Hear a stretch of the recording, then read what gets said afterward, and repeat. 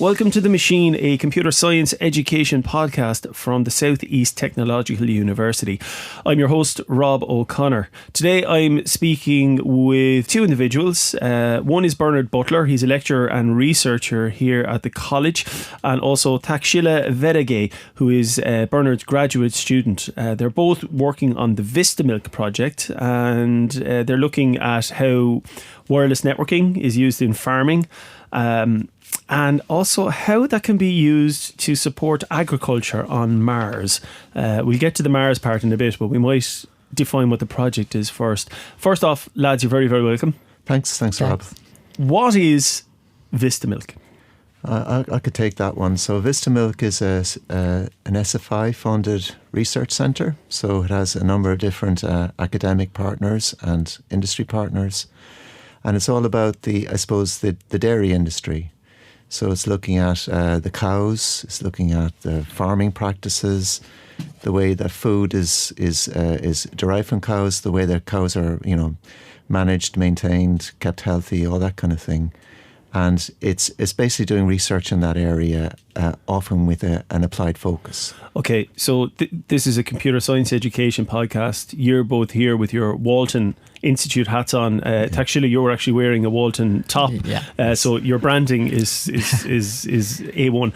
How does a technological centre end up being concerned about dairy farming? So essentially, dairy farming is an example of what's called an application domain. So obviously, everyone likes to put milk in their cereal in the morning. So one of the things that we want to look at is how to do that in a better way, whether that's for the environment, whether it's for the animals, whether it's in terms of lowering costs.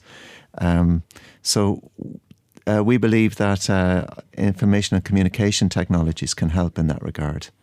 So information and communication technologies would be things like wireless networking and the various services and devices that work with that.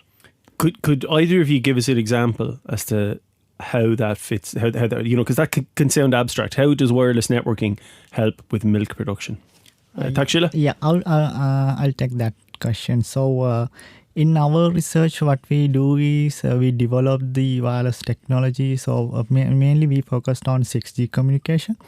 So we try to find the value-added functionalities that 6G telecommunication infrastructures can provide to not just for communication, but like for sensing. So can I just stop in? You said 6G. So this is the next one on from 5G, is it? Okay, right. Yeah. Okay. Yeah. So there we mainly focus on detecting gases like atmospheric gases. So, for example, in farming environment, a particular cattle release methane gas like 200 pounds of methane gas per year. So if we can detect those gases by using these wireless infrastructures and by analyzing the signals, so that will be a value-added functionality, and we can reduce a large cost that we spend on sensors. So this is not like sensing a particular place. This is like sensing a particular area. Yeah. Okay, I'd need to dig into that to find out where. So so you're looking at how telecommunication signals can be used to detect a particular gas. In this case, you're talking about methane. Yeah. How does that work, and how do you arrive at that? How does somebody think, do you know what? I think I'll use wireless communication signals to sense gas. How do you arrive at that point? I can take one part of that, and I think Takshila will follow on. So essentially what we're doing there is we're looking at wireless communications as essentially something that's just in the environment. So the question then is, okay, it's providing a communication service, but can it do something else, particularly if these wireless communication systems are expensive to deploy? So if it can provide other services, then it's you get a better return on investment. And then the question is, what can it do? So one of the things, as Takshila mentioned, is that using it to sense gases. So that's that's where we're using the wireless communications itself, the infrastructure itself, to sense. Other uses of wireless communications just to collect data, say, on animal movement.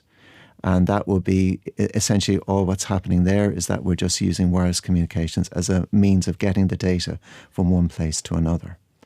So what Takshila just mentioned there is actually using the wireless communications infrastructure, the devices, the signals and so on, and using them as sensing. Okay, so we're surrounded by these invisible radio signals. Yes. They're everywhere, Yes. and they have been for a significant period of time, and they're increasing as well. Yes. So normally people are using them for watching YouTube videos on their phone or sending messages to each other via whatever platform, or Yes. you're just doing your normal internet-y stuff. Yes. And the idea, so they're there, and the idea is to piggyback on those and say, what else can we do with these signals now that they're there? So I'm going to give you an example now, which might be totally wrong, and if it is wrong, tell me it's wrong. Okay. So you see, now I don't know much about physics, but I'm trying to remember back, like, you know, the Doppler effect. Yes. So the Doppler effect has been used to measure distance. Yes. So people would know, you hear an ambulance going by, Nino, Nino. But you can do something like that, and you can measure how far things away are. And that's been used in a lot of space research to measure the distance or of... even on Earth, you see them Yeah. speed traps for driving. Yeah. So that's a kind of a physical phenomenon, and then it is being applied in certain ways. Is it the same kind of concept here, that these radio signals are there, they have one purpose, but they might also be able to be used for something else? That's the right idea. Yeah. So is it that the physical properties of the signal change when they're exposed to certain gases? Is that correct? Exactly. Okay, so Takshila, could you explain how that works and where this fits in? It's almost like Star Trek stuff, sorry. So I'll start answering like in this way, like to use terahertz frequency range for its communication. And this terahertz frequency range lie between millimeter wave and infrared wave. So the frequency range for the terahertz is like 0.1 terahertz to 10 terahertz, like that's 100 gigahertz to 10,000 gigahertz. This terahertz frequency range have many like important characteristics. Like its large bandwidth availability will provide hundreds of gigabit per second data rates. That's like 100 times greater than that we have now, like in 5G.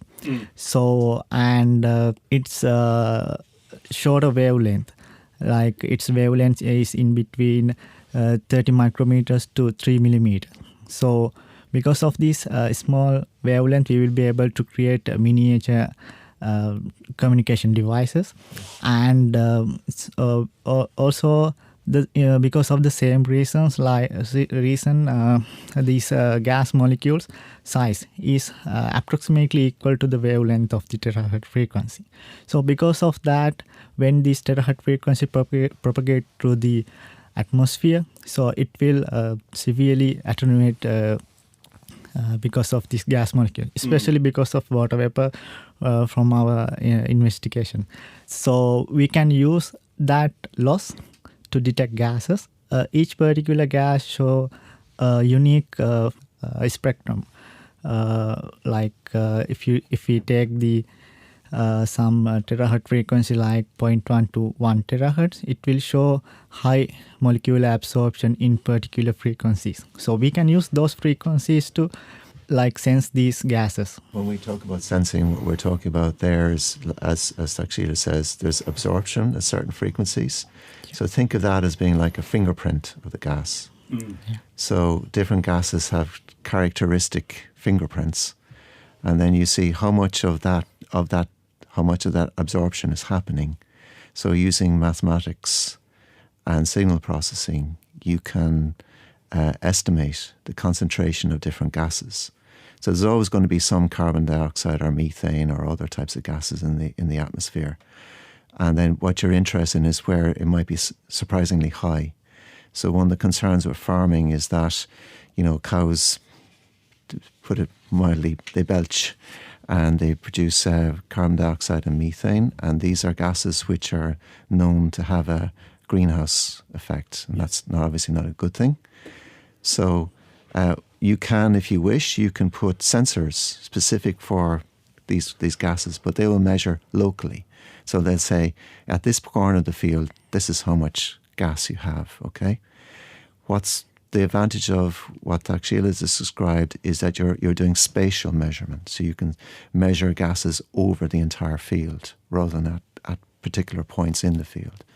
And that gives you a much better kind of handle on how well farming is doing in terms of either reducing or increasing its greenhouse emissions. So again, I'm only just trying to get my head around this. So the idea is that there will be sensors placed at various locations around the farm, and you would get these snapshots as to the atmospheric conditions of the very hyper local of the farm. This particular field has we detect that maybe there's a little bit more carbon in this field than this field over here, and maybe that might be a signal to the farmer to, hey, do you know what, maybe that field needs to be left alone for a while, and maybe we might move the cows over here, or this field has excess nitrogen, or whatever other things it might be. Exactly. Okay. So think of these devices as forming a network.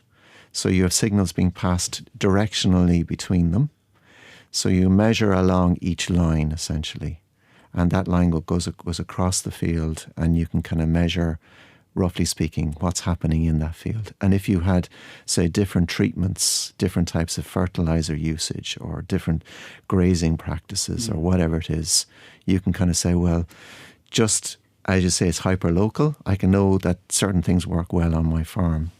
And then you could potentially report to an auditing service that says, look, this farm is actually, using best practices. Yes. And as a result, if there is any kind of carbon credits and so on, you can take account of it then. Okay. Yeah. So it can be, it's not often you listen to the news or whatever, you hear farmers have been beaten over the head with sticks. It's not about that. It's about maybe actually rewarding somebody rewarding good practices. And then if I was a farmer, I can sort of point to the fact that I've got, I'm doing better than average, for example. Yes. And it's good for the environment as a result. We might also kind of head off problems before they arise. Exactly. Like for example, I know I don't have a farm background, I haven't a clue, right?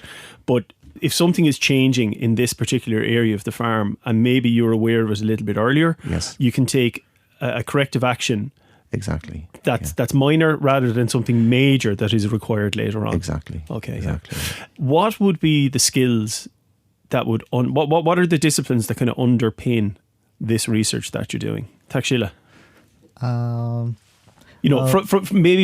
imagine if a computing student was listening to this and they're thinking, what do I need to know, or what do you need to know in order to engage in this kind of work? Yeah. So basically, we need the knowledge of how electromagnetic wave propagate through the atmosphere, like through the gas molecules. So and we need some basics about mathematics as well. So when these electromagnetic waves propagate through the atmosphere, that means among the gas molecules. So these gas molecules absorb some of the energy that transmit through a transmitter in the direction of a receiver. So this absorption this energy will convert into a kinetic energy when this gas molecule vibrates. So that's what we call a molecular absorption loss. So by using that molecular absorption loss, so we can develop some kind of multiple linear regression model, right? So by using that, we can detect a targeted gas, if we need to detect methane concentration on the atmosphere, so we can target that gas, and we can do some simulation and detect those gases. So you're talking kind of physics and mathematics there. Yeah. Okay. And simulation as well as computing, because you're typically using large-scale computing resources to keep running systems many times over. Yeah. And then you're collecting data, and then you're using statistical kind of processing on that. Okay. So would this be kind of I hate to say data mining, right? Because I know you teach data mining, but would it be that kind of thing? Yeah. Some of the techniques will be related to what happens in data mining. Okay. Would there also be a certain element of kind of IoT, Internet of Things, things like, you mentioned these sensors. So do you build these sensors, or are you involved in the building of these sensors? But the skills that would be, I'm thinking, right, so first off, they have to be very, very small. They have to be efficient in terms of power. You can't plug them into the mains in a field. So that would involve very efficient coding, for example. So we don't actually get involved in this project in the physical devices level. But you're absolutely right. I'm involved in another project which is looking at the energy management of these devices. And the idea here is that, as you said, they're wireless, because you're not going to be able to run a wire out into a field or up a mountain. So the issue there is, if you have a physical device, you have to provide it with the resources it needs. Like you said, efficient coding is very important. And particularly because these devices the primary purpose is actually communications. And we're asking them to do something extra. So we can't be taking resources away from their primary role, which is communications. Yeah. So having awareness of memory and CPU usage and all the other kind of things are necessary. And the other thing about these devices is that they often have to meet very strict kind of standards. So being able to develop reliable software engineering and not break things essentially is very important as well. So it's not so much in this project, but certainly if we were to take it to the next level, the software engineering aspects would definitely need a lot of attention. So what you're doing is you're taking a whole gamut of, I say, basic disciplines and pulling them together in this very applied fashion. Yes. Right. Now I want to ask you, because I hinted at Mars at the start, right? How is this? How are you attacking Martian agriculture onto this? So either of you, whoever wants to go with this, because when I spoke to you about this a while ago, Bernard, and it genuinely did sound like something from a science fiction novel, a good science fiction novel. Yeah. How does this work? Yeah. So basically, with Mars, I suppose that the thing about doing this on Earth is that there are practical challenges, and one of the big challenges on Earth is, as Tixila mentioned, molecular absorption. So molecular absorption is a bugbear of terahertz communication. So terahertz communications, as Tixila says, has a huge amount of advantages, but its big disadvantage is that if you have moist air, the terahertz signals are badly absorbed. So that you typically don't get more than a few tens of meters of distance before everything just sounds like noise. It's just like static hiss. So basically what happens there, if you go to an environment on Earth and you try and suck out all the water vapor, you can do some testing on that. But in some ways, the easiest place to test would be somewhere which is extremely dry. And Mars is extremely dry. It's a dry, dusty world. It also has very little atmosphere. Like compared to Earth, I think it's 0.6% of the atmospheric pressure. So it's a great place, if you like, to develop and test devices from this perspective, much more easily done than on Earth. So we could work in a kind of like a Martian laboratory. The other side of it would be if we have, and hopefully we will eventually have, people living on Mars, the likelihood is that they will live in isolated habitats. So a habitat is like a self-contained community. The problem with that is, okay, it's great from the point of view you have a community, you have your doctor, you have your baker, and all these other sort of people, but the isolation could become a problem. So having extremely good communications support, so that different habitats could stay in contact with each other is very important.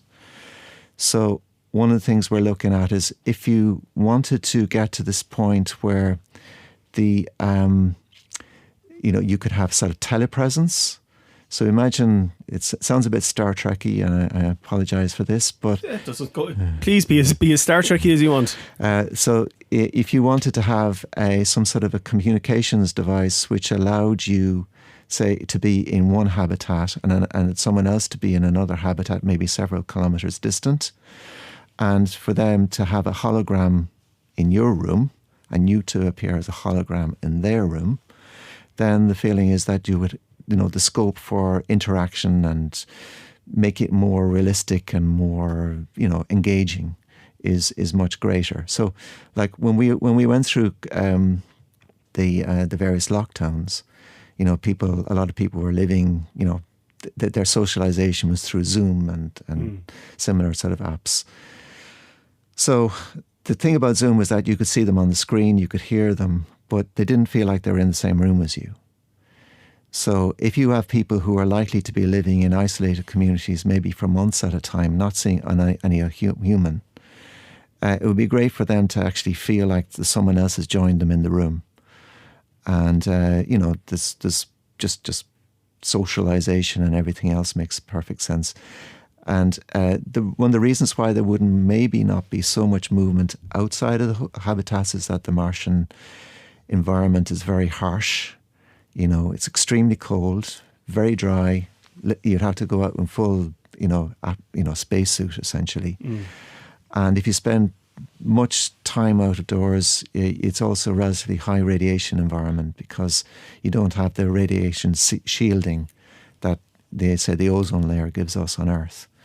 So it's likely that people will live mostly in their habitats or in specialized vehicles or something like that to protect them.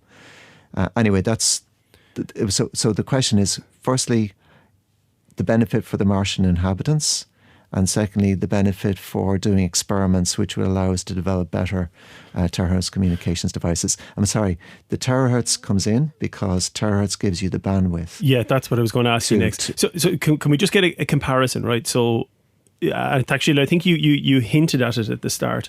So say a 5G signal. Okay, 5G signal uses what band?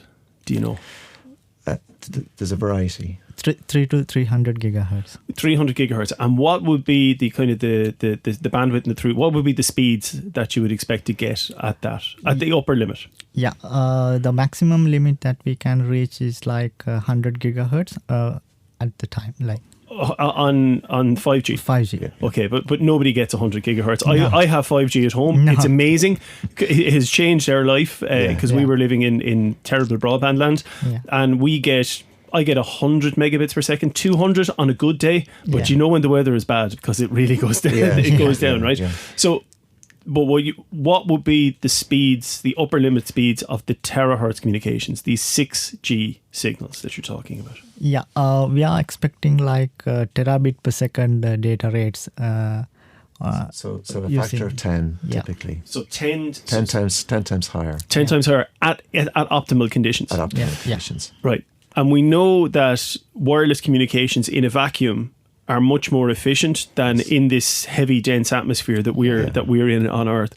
And then the idea is that, so we know that, and we know that from various space research and things like that. And the idea is then that on Mars or somewhere else that is in this kind of very less dense atmosphere, not a high amount of moisture content, the signals can go further and faster and aren't bound by the issues. So the physical conditions are much better for them on Mars than they would be here. Okay. So if you want to have this telepresence kind of example, you need to pack a whole load of huge amounts of data, and you need to do it with what's called short latency. So in other words, you don't want to be seeing someone talk about moving and then there's a delay. It's very off-putting. I know. When you mentioned the Zoom example, every person most people on the planet have experienced the like Zoom. Don't get me wrong; it's a great technology and it's a great platform. But it can be frustrating. It can be frustrating. Exactly. The idea is that high bandwidth communications, high bandwidth, low latency communications would take that out of it and would allow you to do an awful lot more because you could transmit much more data, which is where you're getting into the world of holograms. Yes. Okay, cool. And holograms aren't really practical in 5G conditions. It's just we can't pack enough data to make it believable. Yeah, so it's the same with the virtual reality things, which has come on significantly in the last 10 years or however long the kind of this wave of virtual reality is. But it is still take you out of it. Most virtual reality things, you've tethered to a headset, so you don't have the limitations to maximum wireless capacity essentially. Yeah. Okay, I want to hit you with a big question now. Let's say I was listening to this going, the lads are just talking guff. Why is this important? Either of you. Maybe both of you answer this. Why is this important? Takshila, why do you think this is important? I think the reasons that were not mentioned before, like the communication between habitats to make people not to isolate inside the habitats. So it's important in that way. And in telecommunication aspect, so in Earth, previously we investigated terahertz communication in extreme conditions, like what happens if it's rain and snow and a dust storm.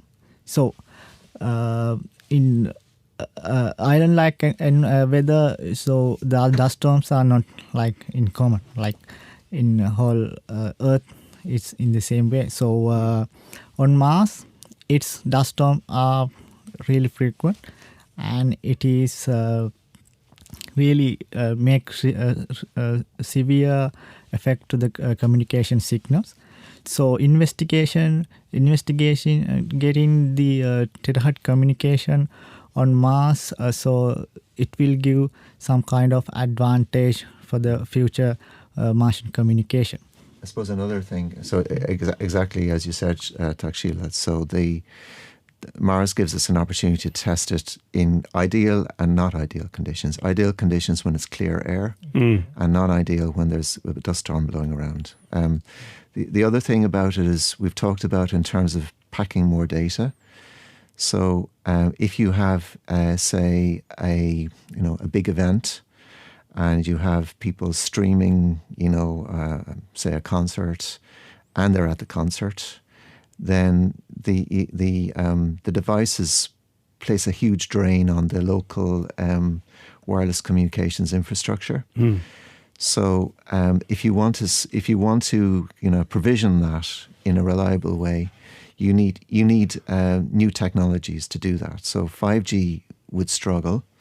And the belief is that if you were able to have, say, 6G enabled devices, that, you would have excellent video quality while you're at an event. So let's say it's a big sports or music event, then the overall experience, if you like, is that much better. Particularly when people will be looking for, if you like, value-added content like, augmented reality on top of video streaming, on top of actually being physically there. So you can imagine just how immersive it could become. And if you have a system like that, which is, say predicted for the future, we can't do it yet. But if we want to kind of enable that to happen in 10, 15 years' time, or whenever it becomes practical, we need to do the research now. And the research that we're doing at the moment is simulation-based, so it's basically computer-based experiments with mathematical models and so on. But eventually, as you said, Rob, we will need to move to devices. And at that point, the more practical things like, okay, it works in principle, but can we actually get, the performance on the silicon as at the level that we need. So if you're a computing student, embedded device programming and technologies is going to be important. We've kind of hinted at the big data mining, mathematical stuff, and statistics. And I suppose the other thing then is just the physical intuition, like what if a signal is degraded, why is that happening? So all of these are kind of useful disciplines to bring in. So yeah, it sounds, so you're not testing on Mars right now. No, unfortunately, no, you're not. So it is all model based. But maybe in a few years, Bernard, you might be putting on your spacesuit. Yeah, they'd be measuring me up, I expect. Yeah. But I think it will be eventually. I mean, there are plans to go to Mars, I think, from 2040 onwards or something like that. I know that it's the next frontier, if you like, Yeah. for space exploration. So this and projects like this, so we start off talking about Vista Milk. This is Vista Milk project, but it has now kind of moved into a whole other area as you learn about the more physical properties of things. It's the nature of research in the sense that it touches on different things, and you wouldn't necessarily make the connection between, say, Mars and Vista Milk, but because we were asking research questions, we were saying, well, how do we test or how do we develop? And we sort of say, well, if you were to move to a different scenario, what could you learn from that scenario you could bring back to Earth? Yeah. So not today, not tomorrow, but the European Space Agency or NASA or whatever other future agencies, when those missions happen, and when I'm sure you're plugged into because you're plugged into the European Research Network anyway, you have a body of work done on wireless communications in a non-dense atmospheric conditions, and hey, this might be ready to rock and roll for a 2040 Mars mission. So if you maybe Bernard might be going, but actually you might be going. Yes, I'm not trying to put cheers on you now, but but you know what I mean. Yeah, exactly. So certainly the idea here is that for any kind of big mission, there's a huge amount of research and development needs to happen beforehand, and it can happen decades beforehand. So we're talking in 2022. In say 2042, there might be a mission to Mars, for argument's sake. But a lot of the work needs to have been done ahead of time, so that if they start to build habitats, for example, they know how to enable them to stay in contact with each other. And like, for example, if you're going to build habitats on Mars, you're probably going to need to use Martian materials. You can't just bring it all from Earth. So that will introduce... you can't pop into Woody's and buy a bit of wood, like, or just send up a truckload of bricks. Exactly. So that would introduce its own kind of research challenges. But to get to that point, you need to do the basic modelling-based research first. And then you can figure out, well, if we were to go, what is the next thing? And what's the next thing? And that is the nature of research. Yeah, there's been a million questions going off in my head now, because I read a book recently about space research. I'm a Space Note, and I'm talking about kind of self-replicating robots to do an awful lot of work, which again is, what you're talking there about kind of low latency communications is going to be a major factor for them. That might be something, we'll put a pin in that, because we might come back to that another day and do an actual science fiction podcast. That would be good crack. We could do that, definitely. Thanks, Rob. Taxila and Bernard, if somebody wanted to find out more about Vista Milk and the work that you're doing, where should they go? Yeah, our best place is the Vista Milk website, so you can go there and search for the publication, and we have written a blog post for every research that we done in the way that everyone can understand, and you can use the social media as well. So we have Facebook pages and Twitter profiles, so you can follow them, and also we have Walton Institute website as well. So you can search for our profiles and learn more about it. Yeah, so the social media channels will be, I suppose, just search for Vista Milk. Would that be Vista, which is VISTA Milk? Yes. So go for that. And then I suppose there's probably it said profiles on the Walton Institute page, and probably the new SETU website as well. You're Bernard Butler and Taxila Vedage, you're both up on that, and that's spelled WEDAGE. Is that correct? Yeah, that's correct. Okay, and did I pronounce it correctly? Yeah. Okay, thank you. I don't want to insult you bringing on the podcast. Lads, thanks so much for talking to me today. I do appreciate it. It sounds like fascinating work. And I wish you all the best with the rest of your PhD, Taxila. And if you want to find out more about the podcast, machine_podcast on Twitter, we have stuff up on the new website, but I don't know where that is yet because I haven't investigated it properly. But we talk about communications, and I don't even know where it is. But anyway, we'll leave that for now. Gents, thanks very much. I appreciate it, and hopefully we'll talk to you again soon, and maybe we'll talk about robots on Mars. We can do that too. I should fade in David Bowie music here now. That'd be ideal. Lads, thanks. Thanks very much, Rob. Thank you. Thank you very much. Bye-bye.